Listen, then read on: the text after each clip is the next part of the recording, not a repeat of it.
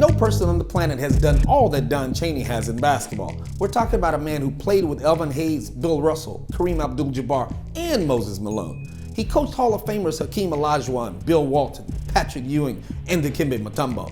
He joins us in this week's Spotlight interview to talk about the game, including how he would guard the Rockets' James Harden.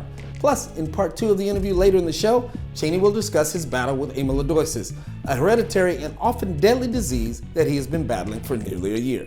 Here's my chat with the great Don Chaney. I don't know how many great players would have a picture of them playing defense on the wall in their office. That says a lot about you as a player, right? Well, that's back in the day when they did play defense, first of all. But that particular picture brings back a lot of fun memories. Being in Boston, huge rivalry between Boston and New York, and I always matched up against Clyde Walt Frazier, and some great matches and some great games. Okay, and then that'll bring me to today's game. I know you were all defensive team several times in your career, and that was the thing that you built your career on.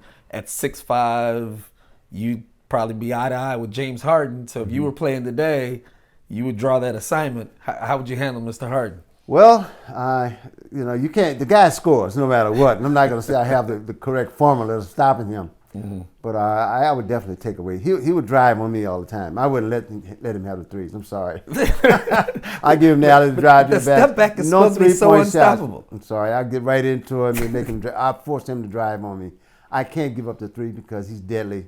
He's deadly driving to the basket as well. But I can't give him both options, to drive and to shoot. So I would take one away from him, and I would definitely take the 3-point shot away. Why is it so challenging for these players now and the way coaches are playing the game to be able to handle a guy like that? Just this week, he's dropped 50 back-to-back games, and he seems unstoppable. Well, basically he is. He really is a great player, a great shooter, a great offensive player.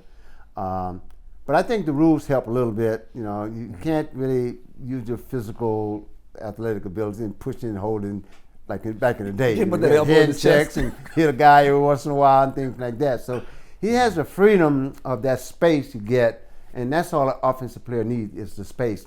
He has the ability to create the space, which is great. But I think had he come along in the 70s, it'd probably be a little bit more difficult because he would be bumped and knocked around a little bit. His game, and I wrote this a year or two ago when I was looking at his numbers, especially when he first came here to Houston, they lined up almost equal with Adrian Dantley when he first went to Utah. Exactly. And it was I was like, they kind of built kind of the same. Obviously the 3-point line is different than it was then, or for 3-point usage. Who do you compare him to a player like that? Or who I never thought about comparing him to Adrian Dantley because I think I was on the team with him in LA at one point. I believe somewhere we crossed paths. But naturally, we competed against each other and things like that. They are similar, now that I think about it. AD was great on the free throw line, knew how to draw fouls, can definitely score, required double teaming most of the time.